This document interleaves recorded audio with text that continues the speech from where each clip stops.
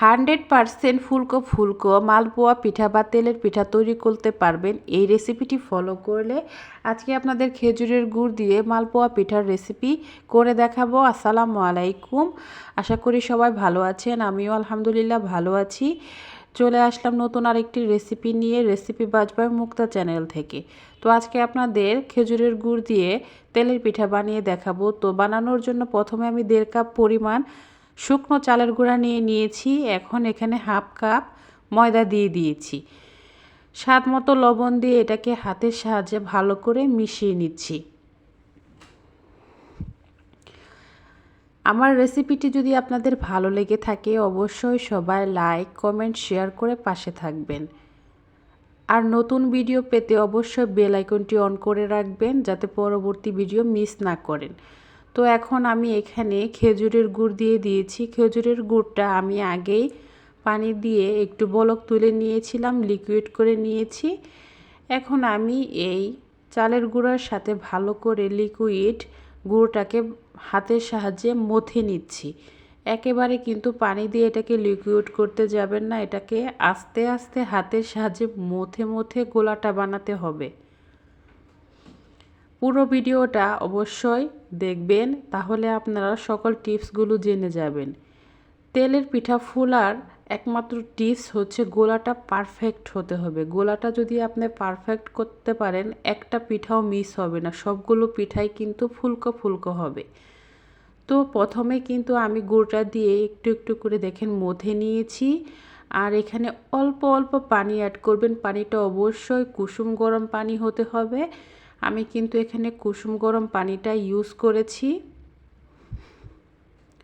আর অল্প অল্প পানি দিয়ে ঠিক এইভাবে মথে মথে গোলাটা তৈরি করে নিচ্ছি। 100% নো ফেল রেসিপি হচ্ছে এটা। এইভাবে তেলের পিঠা যদি বানাতে পারেন তাহলে কখনোই পিঠা নষ্ট হবে না, সব পিঠাই কিন্তু পারফেক্ট হবে। দেখতেই পাচ্ছেন আমি যতটা সম্ভব হাতের সাহায্যে এটাকে ভালো করে মথে নিচ্ছি আর একটু একটু করে পানি অ্যাড করে নিচ্ছি। গোলাটা যত পারফেক্ট করতে পারবেন পিঠাটা ততই পারফেক্ট হবে। এখন আমি এটাকে ভালো করে ফেটিয়ে নিচ্ছি।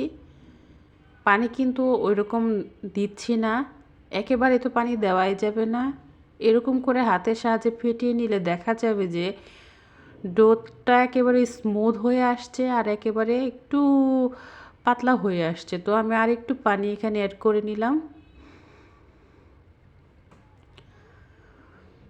খেজুরের গুড় ছাড়া কিন্তু আপনারা চিনি দিয়েও এই পিঠাটা করতে পারবেন, তবে শীতের সময় খেজুরের গুড় দিয়ে পিঠা খেতে বেশি ভালো লাগে। আর এইভাবে যদি আপনারা পারফেক্ট একটা গোলা দিয়ে পিঠা বানাতে পারেন এই পিঠাটা কিন্তু অনেক সফট হবে আর নরম থাকবে।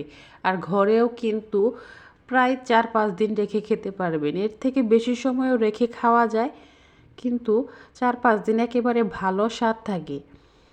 তো আমার গোলাটা হয়ে গেছে। এখন আমি এটার ঘনত্বটা দেখিয়ে দিচ্ছি একটা চামচের সাহায্যে। দেখতেই পাচ্ছেন আমি ঘনত্বটা কীরকম রেখেছি। আপনারা চাইলে আর একটু পাতলাও করতে পারেন, তবে আমি এরকমই রাখতে চাচ্ছি। একটু হালকা পানি দিয়ে আর একটু নেড়েচেড়ে দিচ্ছি। তেলের পিঠার গোলাটা কিন্তু একদম পারফেক্ট হয়েছে। কিভাবে পারফেক্ট হবে এটা দেখেই বুঝতে পারবেন। তো এখন আমি একটা কড়াইতে পরিমাণ মতো তেল দিয়ে নিয়েছি। এখন পিঠাটা ভাজার জন্য চলে যাচ্ছি। তো দেখতেই পাচ্ছেন আমি চামচ দিয়ে পিঠার ডোটা দিয়ে দিলাম তেলে। কিছুক্ষণ পরে এটা একাই তেলের উপরে ভেসে উঠবে, তখন একটু তেলটা উপরে ছিটিয়ে দিলে দেখবেন খুবই সুন্দরভাবে ফুলে উঠছে। পিঠাটা কিন্তু দেখেন কত সুন্দর ফুলে উঠেছে। এখন এটার উপর আমি একটু তেল ছিটিয়ে দিচ্ছি, এটাকে উল্টিয়ে দিয়ে দিব। আর কালারটা মাশাআল্লাহ অনেক বেশি সুন্দর এসেছে। দেখেন কত সুন্দর একটা ফুলকো তেলের পিঠা হয়ে গেল। এটাকে অঞ্চল ভেদে মালপোয়া পিঠাও বলা হয়, আর এটা খেতে সুস্বাদু। দেখতেই পাচ্ছেন কত সুন্দর হয়েছে পিঠাটা। আরেকটা পিঠা আপনাদের আমি ভেজে দেখাচ্ছি।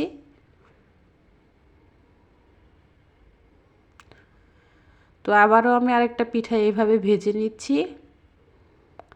আমার রেসিপিটি যদি ভালো লেগে থাকে সবাই লাইক কমেন্ট শেয়ার করে অবশ্যই পাশে থাকবেন। দেখেন আরেকটা পিঠা হয়ে গেছে, খুবই সুন্দর সুন্দর পিঠাগুলো আমি বানিয়ে নিলাম। এখন আপনাদেরকে পরিবেশন করে দেখাবো। দেখেন কত সুন্দর লোভনীয় ফুলকো ফুলকো তেলের পিঠা হয়ে গেল। এভাবে তেলের পিঠা কিন্তু খেতে বেশি মজার হয়, একেবারে সফট নরম তুলতুলে। এই ফুলকো ফুলকো তেলের পিঠাগুলো খেতে খুবই দারুণ লাগে। মেহমান বা অতিথি আপ্যায়নেও আপনারা এটা বানাতে পারেন। চলুন আপনাদের ভেঙে দেখাই এটা কত সুন্দর হয়েছে আর সফট হয়েছে। দেখেই বোঝা যাচ্ছে এটা কত সুন্দর সফট আর ফুলকো ফুলকো হয়েছে। দেখতেই পাচ্ছেন ভেতরে কত সুন্দর ফুলকো হয়েছে। এভাবে পিঠা বানালে কিন্তু খেতে দুর্দান্ত লাগে আর বাসার সবাই অনেক বেশি পছন্দ করবে। যারা এতক্ষণ আমার সঙ্গে ছিলেন সবাইকে অসংখ্য অসংখ্য ধন্যবাদ। আমার ভিডিওটি ভালো লাগলে লাইক কমেন্ট শেয়ার করে সবাই পাশে থাকবেন আর বেল আইকনটি অন করে রাখবেন। Thanks for watching.